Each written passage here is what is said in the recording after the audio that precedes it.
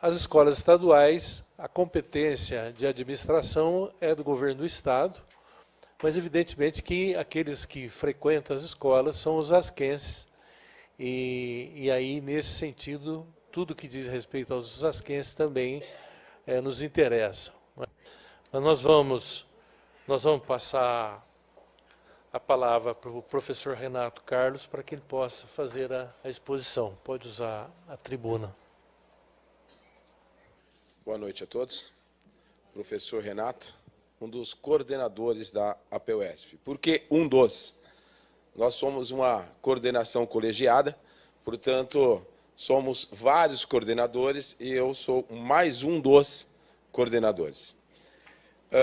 Pois bem, a questão da greve no Estado, realmente nós temos vários problemas acontecendo ao mesmo tempo. Não diria que seria apenas um único problema, mas em relação a fechamento de salas, as questões em relação se fecha salas de aula, por exemplo, no período noturno, automaticamente outros períodos estarão com salas lotadas, cheias de alunos. E é exatamente nesse sentido que a gente começa a já perceber alguns problemas. Eu não diria todas as escolas, mas grande parte delas tem realmente esse problema de excesso de alunos em outro período, já que se fechou um período. Um dos pontos. Outro problema, quando nós falamos em questões salariais, é outro problema extremamente sério. Em relação... Deixa eu explicar o que vem a ser o PEB-1. O professor PEB-1 é aquele professor que leciona da primeira à quarta série. Professor PEB-2 é aquele que leciona, no caso, seria o quinto ano, né, agora? O quinto ano. E o professor PEB-2 seria a partir do sexto ano até o terceiro colegial. Pois bem, o professor PEB-1, no caso, que trabalha por 20 horas semanais, o salário gira em torno de R$ 1.043,25. O professor PEB-1, por 40 horas, ele recebe R$ 2.086,50. O professor PEB-2, no caso, que vai lecionar do ensino fundamental 2, que seria do sexto ano ao terceiro colegial, o salário dele, por 20 horas semanais, é de R$ 1.207,94. Para 40 horas semanais, R$ 2.415,15. Então, com um salário desse, no caso, é impossível a gente tentar, pelo menos, sobreviver na rede, apenas com o salário da rede estadual. Nós todos sabemos as questões do custo de vida e outros problemas que estão acontecendo. Como se não bastasse, dentro desse salário que eu acabei de falar, nós temos também uma outra categoria de professor, que é o categoria O, que aí realmente é extremamente complicado. Por quê? Ele é contratado de uma forma precária, extremamente precária, não tem direito a praticamente nada, nem mesmo ao atendimento médico ao IANSP, ao Hospital do Servidor Público, e ao término do primeiro ano de trabalho, ele fica afastado por 45 dias, aproximadamente, que a gente chama isso de quarentena. Ele trabalhando 2 anos na rede pública, ele vai ficar afastado por 200 dias, que nós chamamos de duzentenas. Essa duzentena, então, nesse período de 200 dias, ele não tem direito de trabalhar.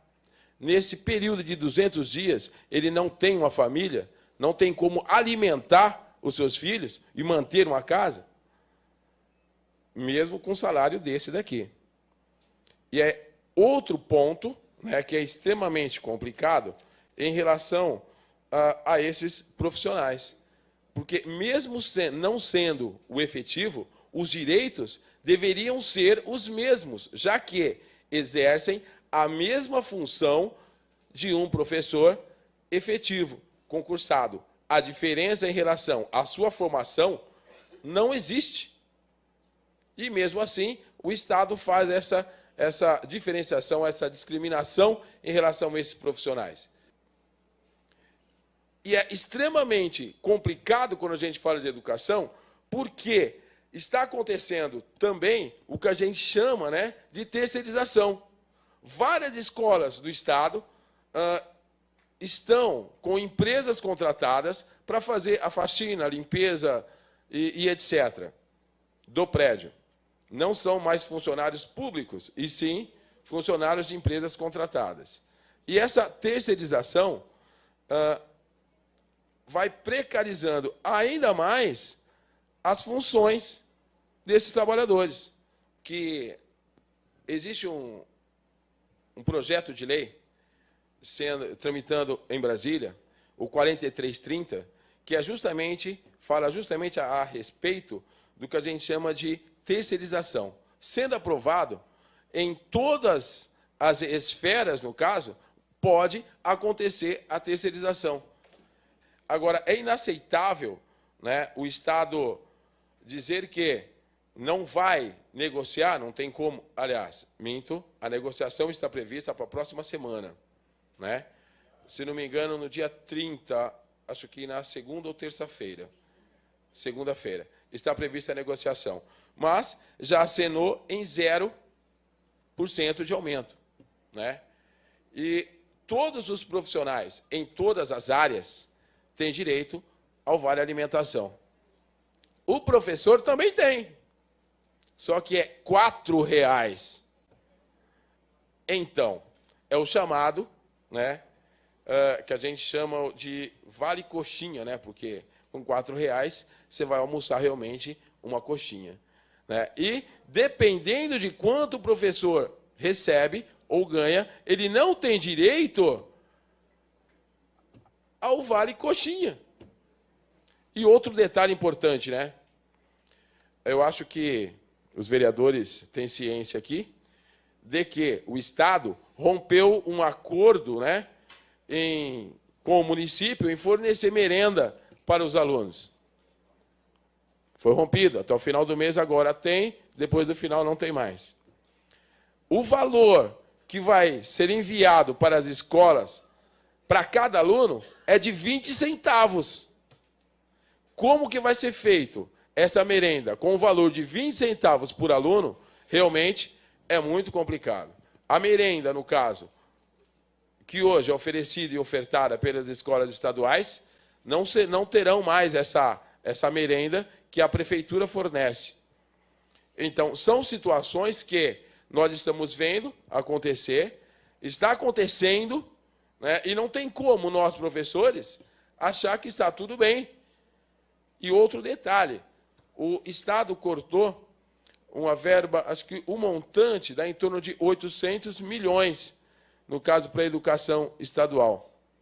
E automaticamente vai faltar para o aluno materiais pedagógicos. A escola não vai receber verbas e automaticamente papel higiênico, né, e outras coisas mais que a escola oferta hoje para os alunos, não teremos como ofertar. E, devido a isso também, alguns materiais pedagógicos, como papel sulfite, toner, que a escola poderia providenciar, também não vai ter como providenciar sem essa verba. Então, agora, como nós podemos reverter isso, realmente é tentando mostrar a esse governo, ao governo estadual, que a insatisfação do profissional de educação, a insatisfação popular em relação à educação, gente, não tem como aceitar. A situação realmente dos profissionais de educação e das escolas públicas realmente é muito complicada. Algumas escolas não conseguem, por exemplo, tirar pombos de dentro da escola. Não tem como. A limpeza na parte externa do prédio, em muitas escolas, também não é feita. Existem várias escolas com montanhas de cadeiras e mesas, no caso, quebradas, danificadas, colocadas em um canto e não tem como se fazer essa limpeza. Tudo bem que tem uma parte burocrática a ser cumprida, né? Mas isso é essencial que se faça. É essencial que se cuide, que se limpe uma escola pública. E em relação às questões salariais, eu acho que é muito complicado para o professor dar realmente uma aula decente, digna, da forma que ele faz. Existem professores efetivos que, devido ao fechamento de salas, acabou ficando em 2, 3 escolas. Então, ele sai de uma escola correndo, vai para outra, porque naquela escola fechou sala e, resultado, você vê obrigado a completar essa carga em outra escola. E não é um professor, mas vários professores estão exatamente na mesma situação. E devido a esse fechamento de salas que aconteceu dentro, né, da escola pública do Estado, a gente percebe que não tem como a qualidade melhorar desta forma. Se o professor dá aula em 2, 3 escolas para conseguir se manter com um salário desse, como que a aula vai ser interessante? E um detalhe, né? Tudo que acontece em uma sala de aula, o professor normalmente é o responsável por aquilo. Ou seja, o aluno não entende, não aprende e etc. O professor é o culpado. Problemas administrativos, é claro que isso é uma coisa constante. Um aluno não consegue se adequar, né, à sala, então o professor teria que dar uma aula diferente para conseguir prender a atenção do aluno. Concordo. Desde que se tenha materiais e equipamentos para tal. Quando o professor tenta dar uma aula diferente, olha, você tem que pegar a chave do laboratório. Aí você vai atrás da chave. Ó, a chave está com tal pessoa. A chave você nunca encontra. Aí você encontra a chave, você conseguiu abrir. Aí, de repente, são aproximadamente 15, 17 computadores para uma sala de 40 alunos, 45 alunos. Quando nós vamos trabalhar com o data show, olha, você tem que pegar a chave. Aí você vai atrás da chave. Você não encontra a chave. Aí quando você encontra a chave, consegue abrir, o resultado é, gente, está faltando cabo para ligar. Onde está esse cabo? Não encontra. Então, assim, as dificuldades para se fazer alguma coisa em uma escola pública é realmente dessa forma. E algumas escolas está faltando até o técnico, no caso, do Acessa, né? Acessa, que a gente chama de Acessa, é uma escola uma sala de informática, onde teríamos, no caso, um aluno responsável, né, pela sala. Em algumas escolas também não tem esse aluno. Contenção de verbas. Então, por alto, nós temos em torno de 5 escolas paralisadas total em Osasco. Só essas 5 escolas já ultrapassa aí muito os 2,5% que o Estado diz na mídia. Nem mesmo a greve dos professores a mídia divulga de uma forma correta, como de fato deveria acontecer. Bom, se não consegue divulgar, nem a mídia consegue divulgar, né, a greve dos professores, onde está a valorização? Mas nem na manifestação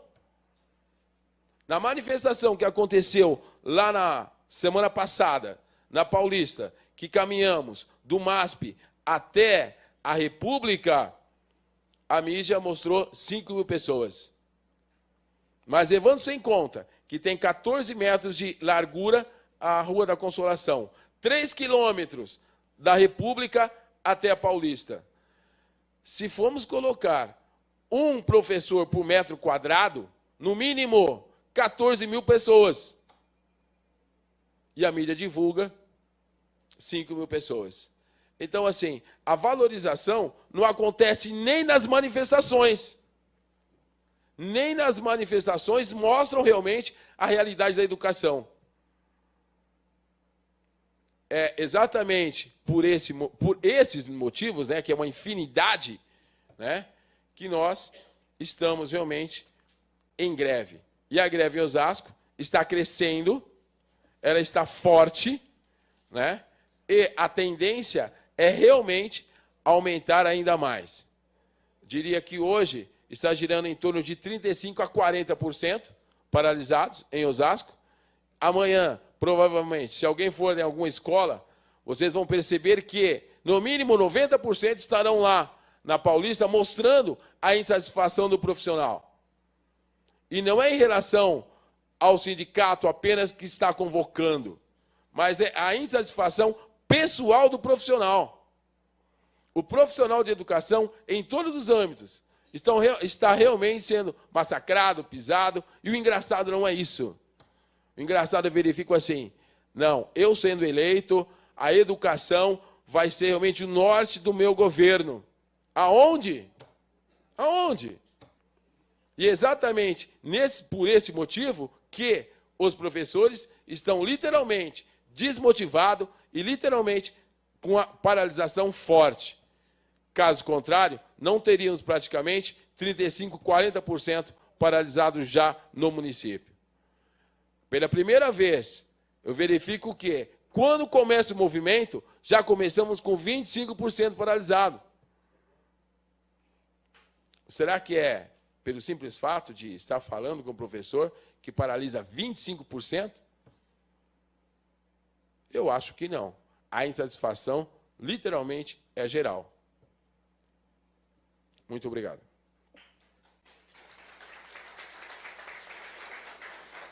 Eu vou passar a palavra para o professor Renato, para que ele... Vou pedir 3 minutos para que ele possa fazer suas considerações finais. Em relação a sensibilizar, né, a comunidade a participar do movimento grevista, ou mesmo apoiar o movimento dos professores, eu imagino que seria o suficiente a mídia simplesmente publicar o que realmente acontece com os professores, com os profissionais de educação. A partir do momento que a comunidade tomar ciência do que realmente acontece dentro de uma escola, ou os problemas com os quais nos deparamos na sala de aula, mesmo nas escolas, a comunidade, a sociedade, provavelmente vai apoiar a movimentação dos professores. E quando a gente fala nesses problemas, né, que nós nos deparamos no nosso dia a dia, é realmente em relação ao salário, em relação ao descaso com a escola pública, a necessidade de realmente valorizar o profissional, né? Então, isso realmente faz com que a comunidade realmente passe a ver o professor de uma forma diferente. Essa valorização não significa apenas a questão salarial, mas a questão como profissional de fato. A valorização como pessoa realmente. E, nesse sentido, se por um acaso acontecesse a publicação real do que realmente acontece, não teríamos esses problemas que nós enfrentamos hoje. E, em relação aos descasos, né, com a educação, fica muito claro quando a gente começa a verificar o estado de saúde dos profissionais de educação, né? Então, assim, o estresse dos profissionais de educação é extremo. Ele não consegue trabalhar como realmente deveria trabalhar. O professor, em sala de aula, ele não consegue ter acesso ao aluno por várias situações que nós nos deparamos. E isso faz com que o professor esteja realmente cada vez mais falando mais alto, cada vez mais estressado. Então, os problemas de saúde tendem realmente a aparecer. E o problema depois o professor também não pode ficar doente. Ele não pode ter mais do que 2 faltas mensais, senão vai complicar ainda mais a relação do professor com a escola, direção e etc. Então, assim, eu verifico que o professor, devido ao desgaste que ele tem constantemente, ele vai realmente adoecer. E é o que realmente está acontecendo. Uma das categorias que mais doente está ficando somos nós, professores. Então, é interessante que se veja não só a questão salário, não só a questão, né, da falta de materiais, mas a valorização do profissional, isso é essencial, seja na rede privada, seja na rede pública. Principalmente, hoje, nas questões estaduais, essa valorização não existe. Não existe. Seja em qualquer escola do Estado, a valorização não acontece.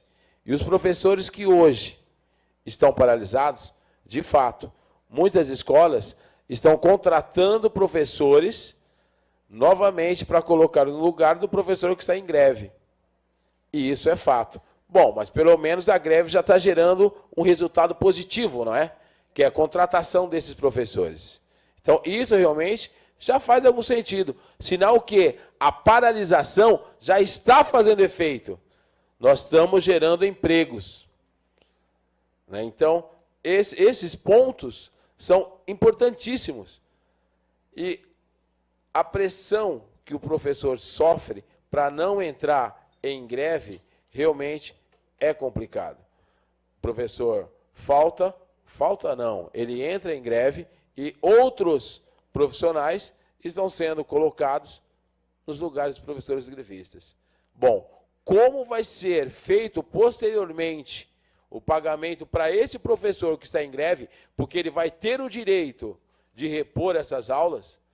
Bom, aí é outro problema que o senhor secretário de Educação deve estar solucionando o problema, porque isso realmente vai acontecer.